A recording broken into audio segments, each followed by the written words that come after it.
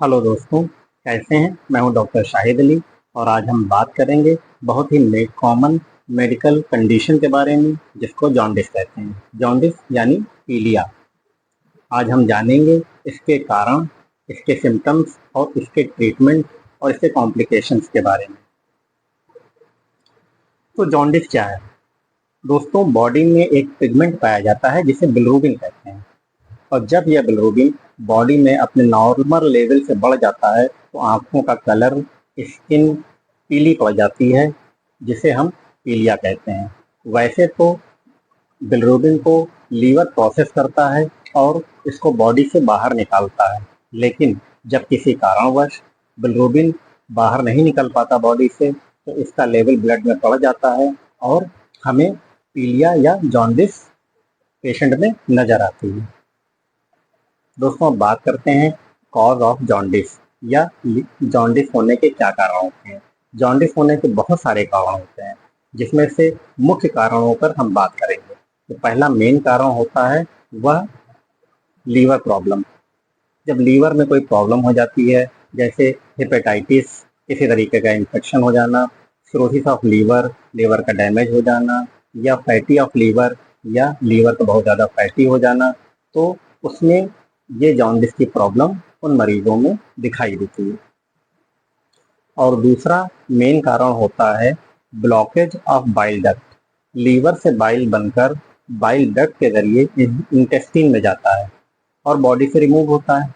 जब किसी कारणवश बाइल डक्ट में कोई ऑब्स्ट्रक्शन हो जाता है और बाइल इंटेस्टाइन में नहीं जा पाता या बॉडी से बाहर नहीं निकल पाता तो उसका लेवल बॉडी में बढ़ जाता है, यानी ब्लड में बिलिरुबिन का लेवल बढ़ जाता है, जो हमें जॉन्डिस की शक्ल में मरीज में दिखाई देता है। दोस्तों, एक और वजह होती है ब्लड डिसऑर्डर। जब पेशेंट में कोई ऐसी बीमारी हो जाती है जिसमें आरबीसीज का तेजी से ब्रेकडाउन होता है, उसके नतीजे में भी जॉन्डिस हो जाती है। जिसका सबसे बड़ा एग्जाम्पल हेमोलाइटिक एनीमिया है, जिसमें आरबीसीज का ब्रेकडाउन होने की वजह से बाइल्स का स्तर ब्लड में बढ़ जाता है और पेशेंट को जॉन्डिस हो जाती है।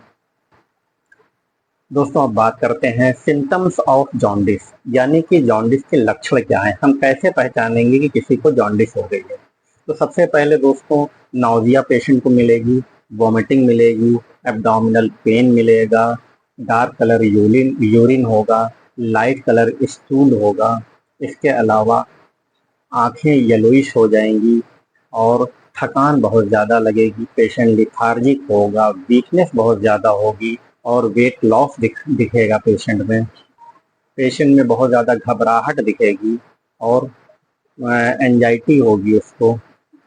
इसके अलावा भूख की कमी भी महसूस होती है। तो अगर आपको ये सिम्टम्स दिखाई दें या किसी दूसरे में ये सिम्टम दिखाई दें तो फ़ौरन अलर्ट हो जाइए और जितनी जल्दी हो सके अपने डॉक्टर से सलाह लीजिए और उनसे परामर्श करिए।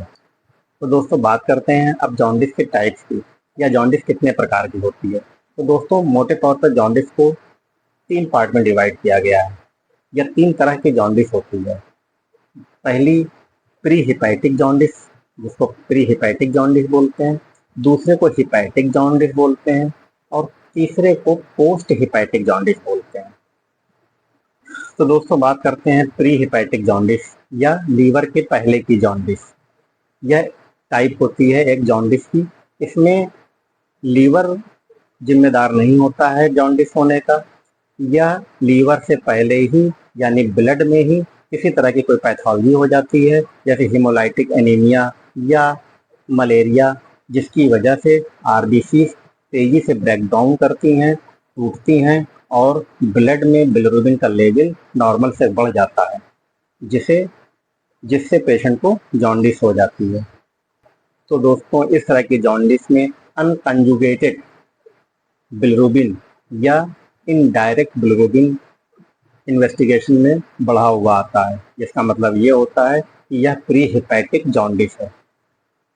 दोस्तों, दूसरी जॉन्डिस हिपैटिक जॉन्डिस कहलाती है या लीवर के अंदर की जॉन्डिस कहलाती है। इसमें लीवर बिलिरुबिन को प्रोसेस नहीं कर पाता और लीवर सेल खुद डैमेज हो जाती हैं, जिसकी वजह से यह जॉन्डिस हो जाती है।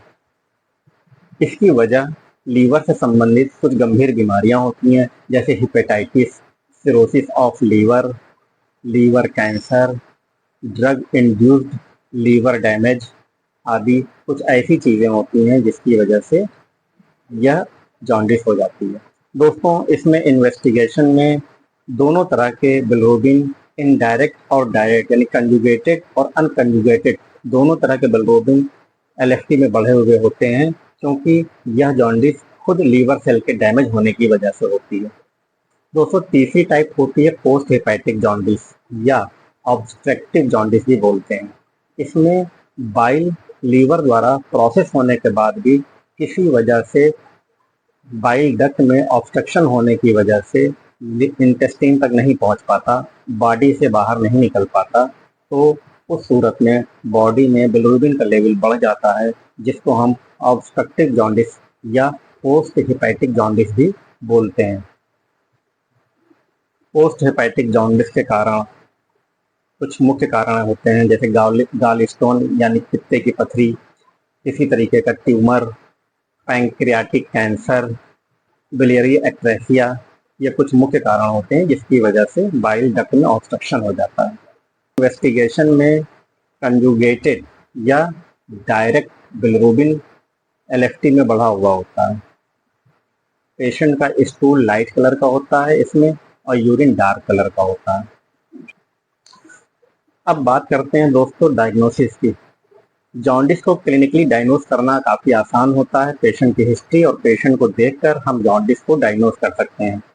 इसके अलावा कुछ ब्लड इन्वेस्टिगेशन, जिसमें मेनली एलएफटी होता है, उसके ज़रिए भी हम डायग्नोस कर सकते हैं उसकी पेशेंट का बिलिरुबिन कितना बढ़ा हुआ है, डायरेक्ट बढ़ा हुआ है कि इनडायरेक्ट बिलिरुबिन बढ़ा हुआ है कि सारा बढ़ा हुआ है।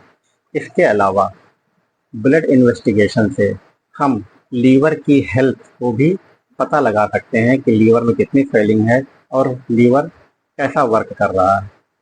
इसके अलावा दोस्तों इमेजिंग डायग्नोसिस होती है, जिसमें हम पेशेंट का अल्ट्रासाउंड कराते हैं, सीटी स्कैन कराते हैं या ज़रूरत होने पर एमआरआई कराते हैं।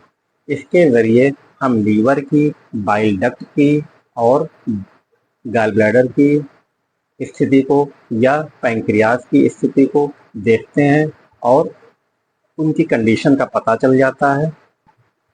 इमेजिंग टेस्ट के ज़रिए ऑब्स्ट्रक्टिव जॉन्डिस या पोस्ट हेपेटिक जॉन्डिस का भी पता आसानी से चल जाता है। अब दोस्तों बात करते हैं प्रिवेंशन या बचाव के बारे में कि ऐसी क्या तदाबीर इख्तियार की जाए जिसके ज़रिए हम जॉन्डिस से बचे रहें। दोस्तों, प्रिवेंशन में सबसे ज़रूरी है साफ़ पानी। साफ़ पानी के इस्तेमाल से हम जॉन्डिस से बच सकते हैं। कंटामिनेटेड वाटर से हमें हेपेटाइटिस के वायरस हमारे शरीर में पहुंच सकते हैं। दूसरी चीज़ है वैक्सीनेशन। अगर हम टाइम पर अपना वैक्सीनेशन करा लें तो हम हेपेटाइटिस ए और हेपेटाइटिस बी जैसी गंभीर इन्फेक्शन से बच सकते हैं, जो आगे चलकर जॉन्डिस का कारण बनता है। इसके अलावा दोस्तों अल्कोहल का कंजप्शन नहीं करना चाहिए। अल्कोहल लीवर सेल को डैमेज करती है, तो अल्कोहल का इस्तेमाल बहुत कम मात्रा में करना चाहिए या हो सके तो बिल्कुल भी नहीं करना चाहिए। इसके अलावा दोस्तों कुछ दवाएं ऐसी होती हैं जो लीवर को डैमेज करती हैं, तो दवाओं का इस्तेमाल जब तक पूरी जानकारी ना हो या डॉक्टर की सलाह के बगैर नहीं करना चाहिए। इसके अलावा पर्सनल हाइजीन का ख्याल रखें। अपनी चीज़ों को दूसरों के साथ शेयर ना करें, वरना इससे इन्फेक्शन हो सकता है। फास्ट फूड से परहेज करें। गली नुक्कड़ की खुली हुई चीज़ें मत खाएं। इसके अलावा ऑयली और स्पाइसी चीज़ें, फैटी चीज़ों से परहेज करें। अब दोस्तों बात करते हैं ट्रीटमेंट की। ट्रीटमेंट कॉज के अकॉर्डिंग होता है, तो सबसे पहले जॉन्डिस का कॉज ढूंढना चाहिए। अगर इन्फेक्शन की वजह से जॉन्डिस हो रही है या किसी ऐसी बीमारी की वजह से आरबीसी ब्रेकडाउन हो रही हो, तो उसका इलाज करना चाहिए। इसके अलावा अगर लीवर सेल डैमेज हो रही हैं तो उसका कॉज ढूंढ के उसका इलाज करना चाहिए। अगर पोस्ट हेपेटिक जॉन्डिस है तो सर्जरी के जरिए उस ऑब्स्ट्रक्शन को रिमूव करना चाहिए या एंडोस्कोपी के जरिए उस ऑब्स्ट्रक्शन को रिमूव करना चाहिए। तो दोस्तों जॉन्डिस एक बहुत कॉमन बीमारी है और अगर ये क्रॉनिक हो जाए तो डेंजरस हो सकती है। जॉन्डिस को कंट्रोल करने और उसके असली कॉज को एड्रेस करने के लिए अर्ली डायग्नोसिस और ट्रीटमेंट ज़रूरी है। इससे बचने के लिए हेल्दी डाइट लेना, अल्कोहल को अवॉइड करना, हाइजीन को मेंटेन करना और हेल्थ इशू को जल्दी से जल्दी ट्रीट करना बहुत ज़रूरी है। अगर हम ऐसा करते हैं तो इसके खतरे को काफ़ी हद तक कम कर सकते हैं। तो दोस्तों, अगर आपको ये वीडियो इंफॉर्मेटिव लगा हो तो प्लीज़ चैनल को लाइक कर दें, अगर नए हो तो सब्सक्राइब कर दें और अपने दोस्तों में शेयर कर दें। दुआओं में याद रखिएगा। जय हिंद।